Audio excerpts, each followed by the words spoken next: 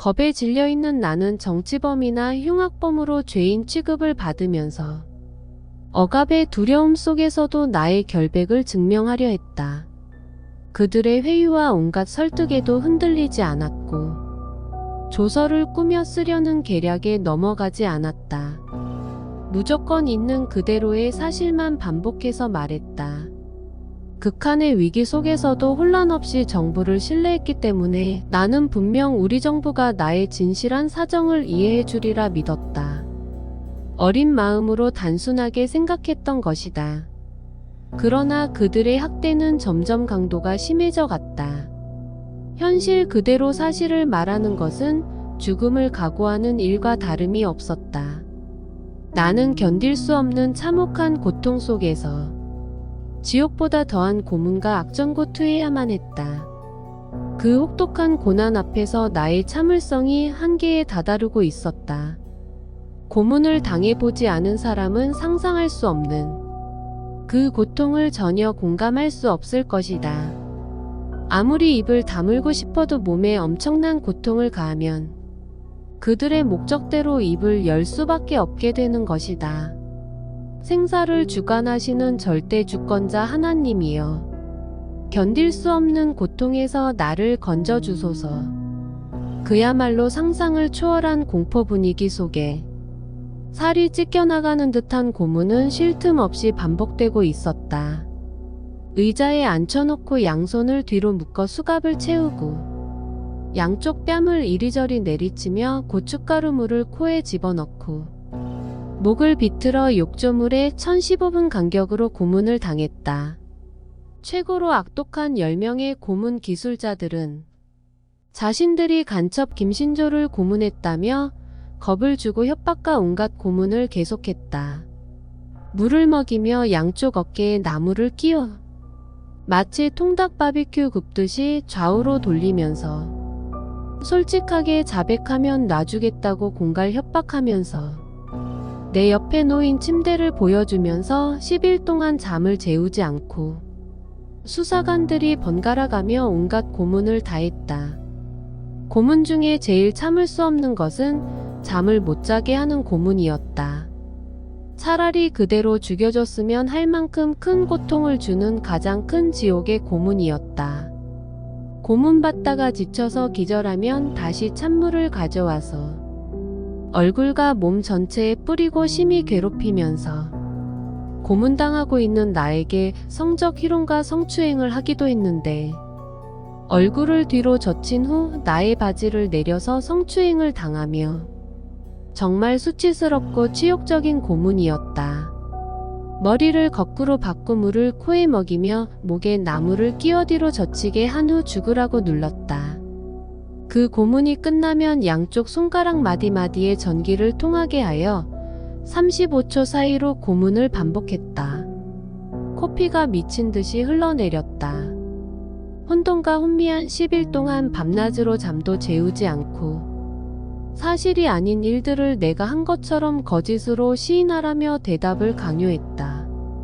고문받는 나는 극심한 공포를 해결할 수 없어서 차라리 소리 없이 죽는 것이 소원일 뿐이었다.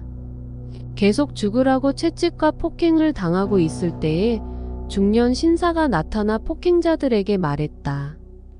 야, 그 아이는 죄가 없으니 때리지 말고 고문도 그만해라. 불쌍한 놈이다. 더 이상 고문과 폭행을 하면 내가 가만히 있지 않을 것이다. 그리고 내게 다가와 귓속말로 말했다. 너는 죄가 없고 국가보안법이 아니라 불법 밀항법으로 판명되고 확인되었으니 걱정 마라.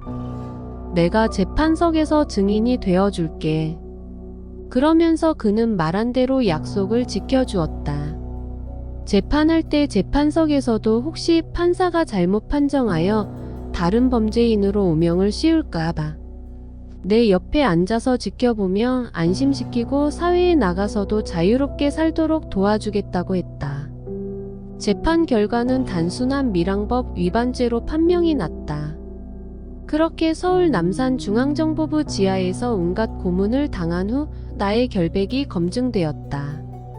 하지만 그 후 어떤 보상도 없이 내게 미안하다는 말 한마디 변명으로 고문을 끝냈다.